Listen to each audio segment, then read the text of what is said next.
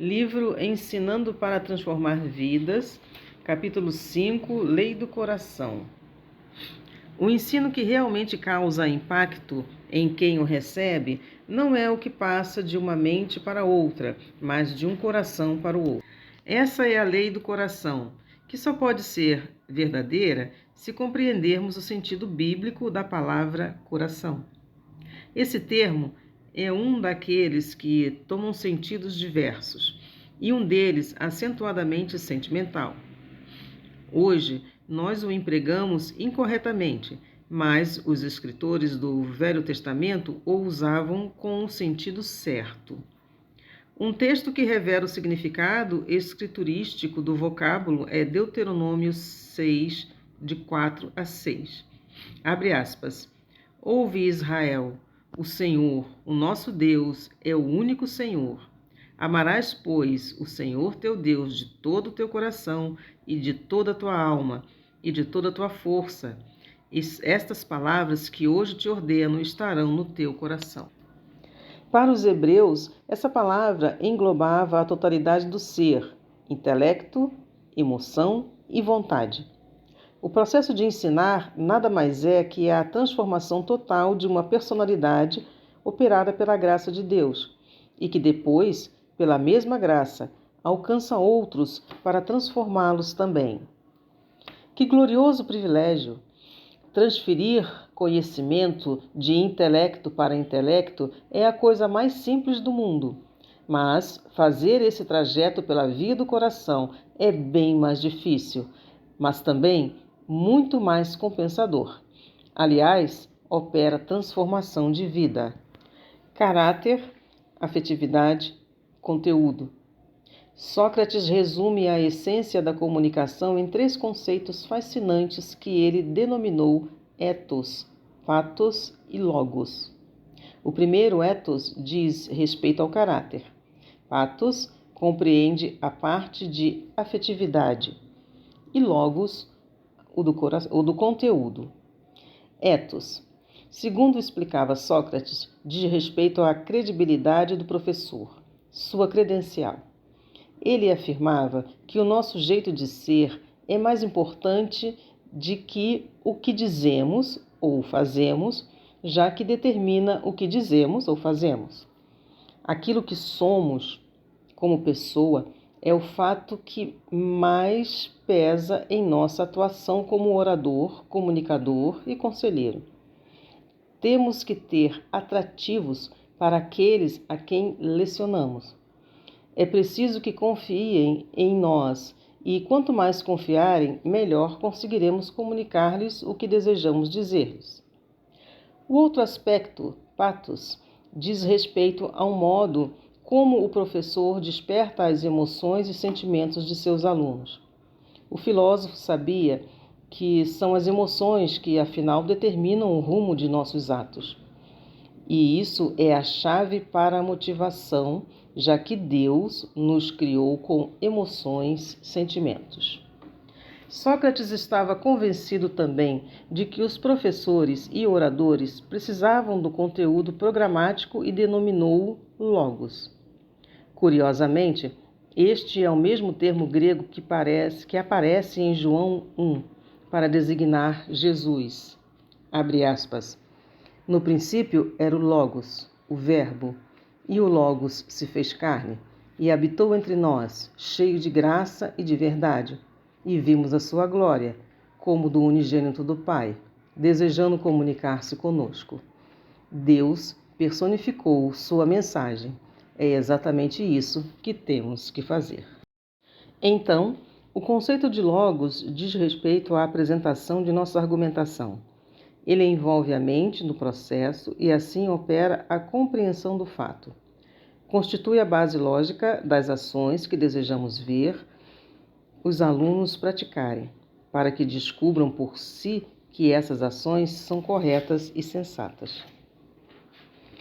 É claro que qualquer professor pode lecionar sem atentar para o caráter, afetividade e conteúdo. Mas acompanhe meu raciocínio e veja o que acontece com o aluno. O caráter do professor gera confiança no coração do aluno. quando este percebe a qualidade de vida do professor, reconhece que ele tem algo a oferecer-lhe, sente que pode confiar nele, percebe que o mestre não mentiria para ele. Essa credibilidade é o maior atributo que o professor possui para sua comunicação. Tenhamos o máximo cuidado para não perdê-la, pois uma vez perdida, é dificílimo reconquistá-la. Precisamos convencer-nos de que a base de uma comunicação eficiente é aquilo que somos. Vem de dentro de nós. Vez por outra, devemos dirigir a nós mesmos a pergunta: que tipo de pessoa sou eu? Em segundo lugar, é nossa afetividade que vai gerar no aluno a motivação para aprender. Quando o aluno sente que o professor o ama, dispõe-se a fazer tudo o que ele quiser que faça. Por que os discípulos de Jesus o seguiam? É muito simples. Eles o amavam. É muito simples. Ele os amava. Os evangelhos afirmam isso. Ao desembarcar, viu Jesus uma grande multidão e compadeceu-se dela. Todas as pessoas, homens, mulheres, jovens e crianças, sentem-se atraídas para uma pessoa que as ama. Que tipo de reação você tem para com os outros? Eles o incomodam? Inspiram-no a agir? Gosta deles ou sente-se ameaçado por eles? Terceiro, é o conteúdo que gera no aluno a percepção. O mestre tem primeiro a percepção de um fato, que depois o aluno também vê, compreende, descobre e apossa-se dele. Afinal, ele passa a integrar uma rede de conhecimento. Os maiores comunicadores, os melhores mestres, não são necessariamente os que se acham à frente de tudo, que possuem grande inteligência. São aqueles que possuem um grande coração. Ao comunicar, fazem-no com todo o seu ser e atingem todo o ser daqueles que o ouvem. Processo, ensino, aprendizagem. Pensemos por um instante nessa dinâmica de ensinar, aprender. Ensinar é levar alguém a aprender. Essa é a mais simples definição que conheço. Existe uma relação básica entre ensinar e aprender. É o processo ensino-aprendizagem, algo conjugado, ligado por hífen. Os dois termos são inseparáveis. Se o aluno não aprende, isso significa que nós não ensinamos. Observemos agora o seguinte: ensinar é algo que diz respeito ao professor e aprender ao aluno. Existe uma clara distinção entre os dois conceitos em nossa língua. Nunca dizemos, eu lhe aprendi, pois é impossível.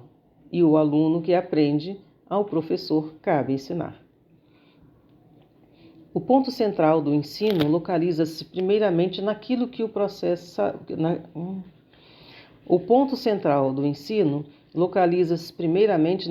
professor faz e o da aprendizagem no que o aluno faz. Mas a eficiência de nosso ensino não se avalia com base naquilo que o professor faz, mas no que o aluno faz, em decorrência de nossa prática didática. Portanto, a mais simples definição de aprendizagem que conheço é: aprender é modificar-se. Basicamente, aprender opera mudanças em nossa forma de pensar, sentir e agir. A aprendizagem significa que houve mudança na mente, nas emoções e na vontade. Sempre que alguém aprende alguma coisa, ele sofre algum tipo de modificação. Paulo fala disso em Romanos 8:29. Porquanto aos que de antemão conheceu, também os predestinou para serem conformes à imagem de seu Filho. Vamos sublinhar na Bíblia esse termo, conformes. Todos sabemos o que significa conformar-se. Nesse contexto, é o que acontece quando se prepara gelatina. Pega-se uma caixinha com o pó apropriado, coloca-se água fervente, derrama-se o líquido numa forma e em seguida leva-se à geladeira. Horas depois, a retirarmos e virarmos num prato. E isso é o que Paulo está afirmando. Nós estamos predestinados a ser derramados na forma de Jesus Cristo. Isso significa uma mudança drástica em nosso ser. Um pouco mais adiante, em Romanos 12, 2, Paulo emprega outra vez o mesmo termo, abre aspas, e não vos conformeis com este século, fecha aspas. Ou, como diz a versão de J.B. Phillips, abre aspas, que o mundo que nos rodeia não vos comprima nos seus próprios moldes, fecha aspas.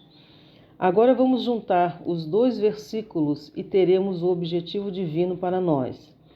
Estamos predestinados a ser derramados na forma de Jesus Cristo. Portanto, não deixemos que o mundo que nos rodeia nos comprima nos seus próprios moldes, pois os dois processos acham-se em posições diretamente opostas.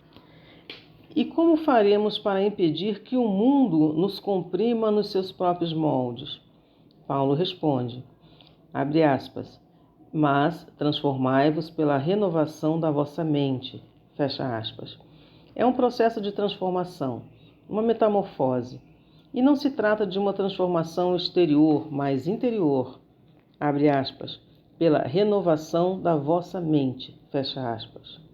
Só então estaremos preparados para provar ou experimentar a vontade de Deus, a boa, agradável e perfeita vontade de Deus. Transformação. Uma transformação radical. É assim que somos conformados à imagem do Filho de Deus.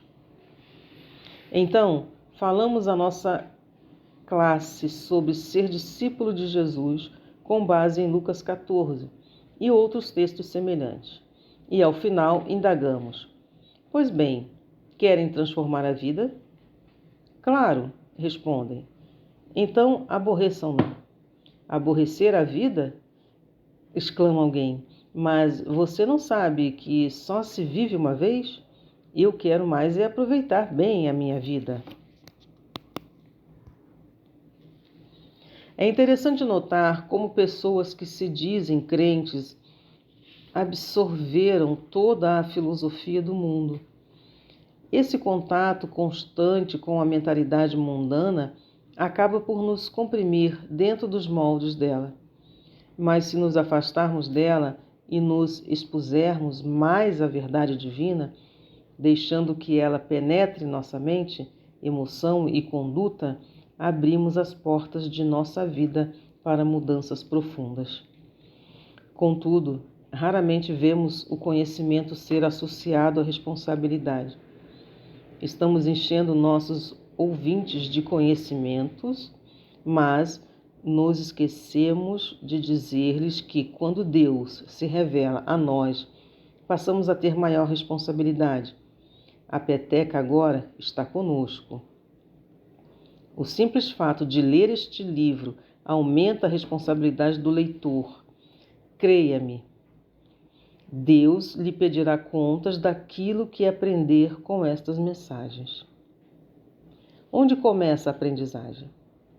Toda aprendizagem começa ao nível da emoção. As pessoas absorvem aquilo que se sentem interessadas em absorver e rejeitam o que querem rejeitar. Se têm uma atitude positiva em relação a determinada coisa que ouvem, tendem a acatá-la. Mas, se têm para com ela uma atitude negativa, a tendência é fugir dela. Se temos sentimentos negativos para com alguém, rejeitamos tudo que ele diz, pois rejeitamos a pessoa dele. Vou repetir isto. Se temos sentimentos negativos para com alguém, rejeitamos tudo que ele diz, pois rejeitamos a pessoa dele. Mas quando gostamos de alguém e sabemos que ele tem interesse por nós, estamos dispostos a atender aos seus pedidos, por mais incomuns que sejam. E podemos também vir a amar o Deus que ele prega, já que ele fez dele um ser que admiramos. Ninguém tem o mínimo interesse pelo que nós temos a comunicar, a não ser que percebam que temos interesse nele pessoalmente. Como se mostram seus alunos? São receptivos ou têm uma atitude fria para com você? É possível que quando nossos alunos nos ouvem, estejam pensando, já ouvi essa conversa antes. E tem mais, tenho quase certeza de que você é tão superficial quanto quem me falou sobre esse assunto da primeira vez. Se isso estiver acontecendo, vamos ter que suar muito para modificar a situação. Um recurso que pode ajudar-nos a mudar esse quadro é imaginar que, sempre que entramos na sala de aula, todos os alunos estão com uma arma apontada para nós. Nosso objetivo, então, é agir de forma a convencê-los a abaixá-la. É preciso, então, estabelecer com eles um relacionamento genuíno, uma comunicação de alma para alma, para que possam entrar plenamente no assunto que estamos lecionando. Isso só se consegue com o coração. Imagine o que se passaria no coração de um adolescente se no momento em que saía da sala, seu professor de escola dominical o puxasse para si e o abraçasse, dizendo, abre aspas, meu filho, quero lhe dizer que estou do seu lado. Estou orando por você. Se algum dia precisar de qualquer tipo de ajuda, pode me procurar. Está bem? Estou com você para o que der e vier. Fecha aspas. Esse garoto nunca mais se esqueceria daquele professor. Sabe por que afirmo isso? Porque aconteceu comigo quando eu era garoto. Quando visito minha igreja de origem em Filadélfia, muitos dos crentes que lá me abraçam e dizem, o Howard, a gente tem tanto orgulho de você, mas o que eu tinha vontade de dizer para alguns deles era, sabe de uma coisa? Você não fez nada por mim. Muita gente ali só me via como um moleque levado da Rua 7, mas como dou graças a Deus pelos poucos que me olhavam com outros olhos. Agradeço a Deus diariamente por aqueles que tiveram um pouco de amor cristão e me disseram, abre aspas, tudo bem, Howie, estamos com você. Nós o amamos e estamos orando por você. Fecha aspas. Suponhamos então que alguém tem uma classe de meninos adolescentes e há ali um garoto que detesta a escola dominical e está vindo à igreja forçado. Não se pode simplesmente ignorar o fato. O que vamos fazer, então, é conversar com ele. Podemos chamá-lo para tomar um refrigerante depois do culto ou em outro momento mais propício e aproveitar para uma conversa amistosa. Você acha realmente muito chato vir à escola dominical, não é? É. Aliás, se dependesse de você, nunca viria, não é verdade? Isso mesmo. Pois eu quero lhe dizer que tenho muita alegria em ver você na classe, muita alegria em conhecê-lo. Acho muito bom você estar em nossa classe, mas entendo o que sente. Também já fui adolescente, embora você talvez nem acredite nisso, mas já fui sim, e sei bem o que você está passando. Mas tudo bem, gosto de você assim mesmo. Depois vamos ver como a atitude dele muda. Ainda virá à igreja obrigado, mas o professor não é mais um inimigo, está do lado dele. Ou o problema pode ser outro. Alguém leciona uma classe de crianças pequenas. Certo domingo, Joaninha chega à igreja de sapato novo. A professora não faz nenhuma menção do fato. Sabe quando vai ter de fazer? Bem no meio da lição. Ela está quase chegando ao ponto máximo da história. As crianças se acham todas atentas, os olhos fixos nela, e de repente Joaninha pula da cadeira e diz, tia, eu vim de sapato novo. Claro que se a professora gostasse tanto de sapatos novos quanto a menina, falaria alguma coisa a respeito deles também. É por isso que, assim que a menina entrar na sala, a professora deverá dizer: "Oi, Joaninha, mas hoje você está de sapato novo, hein?" E lá no meio da história, dá um jeito de falar sobre alguém que ganhou sapatos novos, igual a Joaninha. Assim, ela prestará atenção à professora o tempo todo. Não esquecer os fatos. Não estou querendo dizer que o conteúdo não tem importância. Claro que tem.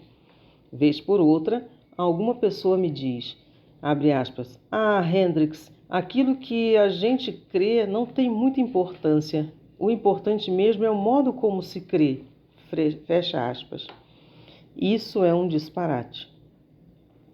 É muitíssimo importante, sim, aquilo em que se crê, pois o conteúdo de nossa fé é que determina o modo como vamos agir.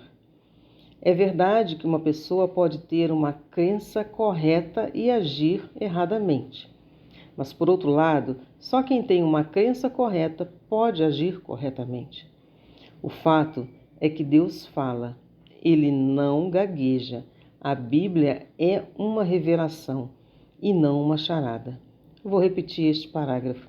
O fato é que Deus fala, Ele não gagueja. A Bíblia é uma revelação, não uma charada.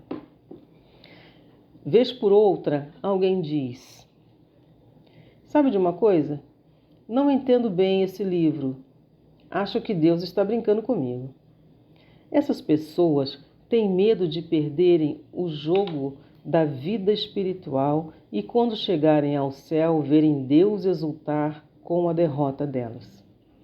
Ah, você não entendeu nada mesmo. O Senhor está mais interessado em que nós compreendamos Sua palavra do que nós mesmos. Mas para isso precisamos estudá-la. É estudando-a que obteremos mudanças miraculosas em nossa vida e não esfregando-a. E ela não é uma lâmpada de Aladim. Você já se deu conta de que quando Deus coloca sua mensagem nesse livro, o fez com a deliberada menção de falar ao seu coração hoje, nestes dias, neste final do século XX? Ele quer comunicar-se conosco e, para isso, gravou sua mensagem em um livro que contém tudo de que necessitamos, agora e na eternidade. Ele a deu para nós.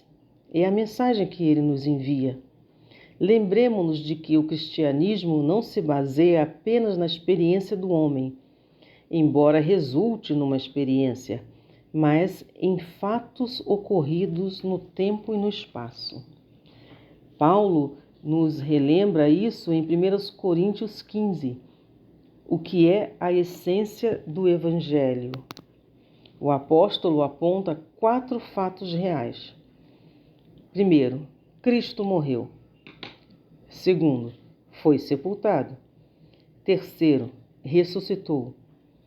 E quarto, e depois apareceu a alguns discípulos. Como é que sabemos que Cristo morreu? Porque ele foi sepultado. Como sabemos que ressuscitou? Ele apareceu a algumas pessoas. Do ponto de vista bíblico, portanto, o conteúdo é de suma importância. Precisamos conhecer a mensagem que Deus revela ao homem. Não podemos nunca nos esquecer dos fatos da palavra de Deus. Mas isso não é o bastante. Há outros aspectos. Há o plano das emoções e o da vontade, ação e conduta. Só ocorre o aprendizado e, portanto, só ocorre o ensino depois que houver mudanças na mente, na emoção e na vontade do indivíduo. Causemos impacto. É possível que o leitor esteja aí pensando, grande coisa. E daí, Hendricks? Tudo que você está ensinando é ótimo, mas como aplico isso em minha prática didática na sala de aula? Vou citar 3 coisas que quem quiser causa. Impacto pode pôr em prática logo. E todos os que leem este livro têm capacidade de fazê-lo. 1. Já mencionei isso antes, mas vale a pena repetir. Conhecer bem os alunos. Quanto melhor conhecermos as dificuldades deles, mais aptos estaremos para saná-las. Naturalmente, essa tarefa vai exigir grande dedicação pessoal e muito tempo. É aí que inúmeros professores desistem, mas não existe uma fórmula mágica. Para se ensinar bem, é preciso pagar o preço. Temos que estar dispostos a dedicar a vida a isso. Esse processo implica em nos envolver mais com os alunos, tanto na sala como fora dela, formal e informalmente. Implica em chegar cedo à sala de aula e ficar um pouco mais após o horário para conversar com eles. Implica em convidá-los para nos visitarem em casa. Esse processo implica em nos envolver mais com os alunos, tanto na sala como fora dela, formal e informalmente. Implica em chegar cedo à sala de aula e ficar um pouco mais após o horário para conversar com eles. Implica em convidá-los para nos visitarem em casa. Existem alguns professores que parecem estar preparados até demais pedagogicamente. Um típico professor de faculdade entra na sala de aula preparado até a raiz do cabelo. Gosta da disciplina que leciona e sabe discorrer sobre ela em qualquer situação. Mas assim que a aula se encerra, desaparece e não se vê nem sombra dele, a não ser na próxima aula. Se alguém quiser conversar com ele, terá que dar-lhe uma rasteira. Minha esposa está sempre viajando para fazer conferências em sociedades femininas. Sempre que possível, procuramos harmonizar nosso trabalho para viajarmos juntos. Mas, vez por outra, ela vai sozinha e eu fico. Nessas ocasiões, costumo ligar para o dormitório masculino do seminário e pergunto se posso passar o fim de semana com eles. O senhor está brincando? Indagam. Não. E quero que prometam que não vão me amarrar na cama enquanto durmo. Eles me prometem, cada uma. Então, passo o fim de semana com eles e me divirto imensamente, conversando horas e horas a fio com 10 ou 15 deles, dentro de um dos quartos. É uma barulheira, mas muito interessante. Parece que alguns professores vivem num mundo irreal, totalmente alheios aos alunos, pois eu os desafio a mergulhar na vida deles. Com um relacionamento distante, podemos impressionar algumas pessoas, mas se quisermos causar impacto, temos que nos aproximar mais. E quanto mais próximos estivermos deles, maior e mais permanente será o impacto que causaremos. Já deixou que alguém o veja quando está com a guarda abaixada? Certa vez convidei alguns alunos para virem à minha casa assistir a um jogo de futebol americano que estava sendo televisionado. Em determinado momento, houve uma jogada muito emocionante e fiz um gesto qualquer e agitei os braços e meu relógio voou longe e se quebrou todo. Ah, ele também é humano, comentou um dos alunos. Infelizmente sou mesmo. Geralmente, só deixamos que os outros nos vejam depois que damos uma arrumação em nossa personalidade. Contudo, eles precisam ver-nos quando nos sentimos desanimados, quando perdemos a calma. Aí não há como negar que somos humanos. Eles verão que somos constituídos do mesmo material que eles. Número 2. Conquistemos o direito de ser ouvidos. Ninguém pode simplesmente sair à rua, parar o primeiro sujeito que encontrar e dizer-lhe que sabe direitinho qual é o problema dele. Provavelmente, essa pessoa irá dar-lhe uma resposta mal educada e com toda a razão. Mesmo que saibamos qual é o problema daquele indivíduo, não conseguiremos absolutamente conversar com ele. Para podermos nos comunicar, precisamos ter credibilidade. Estou convencido de que é por isso que muitos dos crentes mais simples de nossa igreja estão sendo bênção para muitos. Eles conquistaram esse direito, e esses crentes não estão ocupando os púlpitos das principais igrejas do país. Não. No entanto, são eles que estão transformando vidas. Mas nossa sociedade, tão voltada para a adoração, entre aspas, de celebridades, ainda não descobriu isso. Então, conquistemos ouvintes para nós. Número 3. Disponhamos a nos mostrar vulneráveis perante nossos alunos. Falemos-lhe das dificuldades que enfrentamos e daquelas que vimos tentando vencer faz anos. Quem tem uma classe de crianças pode falar-lhes dos problemas que enfrentou quando era da idade delas. Elas irão captar bem a mensagem e vão gostar muito. Se a classe é de adolescentes, revelemo-lhes que também tivemos problemas quando adolescentes. Se alguém acha que não os teve, pergunte a quem o conheceu nessa época e eles lhe dirão muita coisa. Uma das informações que dou a meus alunos e que provoca neles uma boa reação é o fato de que tive problemas de depressão. Eles se identificam facilmente com esse aspecto de minha vida, mas não com os sucessos que obtive.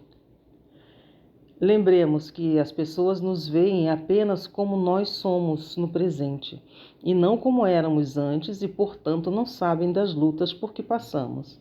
Não sabem do processo de crescimento que vivenciamos. Mas, pela graça de Deus, nós sabemos que já nos modificamos bastante. Precisamos, então, descobrir formas de passar aos outros as lições que Deus nos ensinou por meio dessas experiências de crescimento, por meio de dolorosas falhas, pelas quais Ele nos transformou no que hoje somos. Para pensar. Algumas perguntas para cada um responder. Primeira, explique em suas próprias palavras o que seria ensinar, de coração para coração. Segunda, quais os alunos de que você mais gosta e por quê?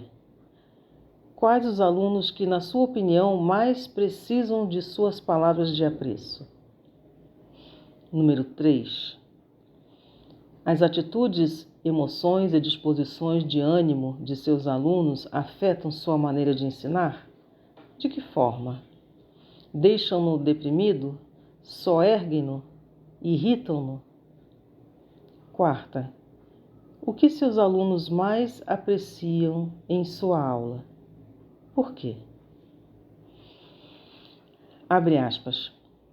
A mente humana, até onde a conhecemos, é uma força que funciona ativada por motivações.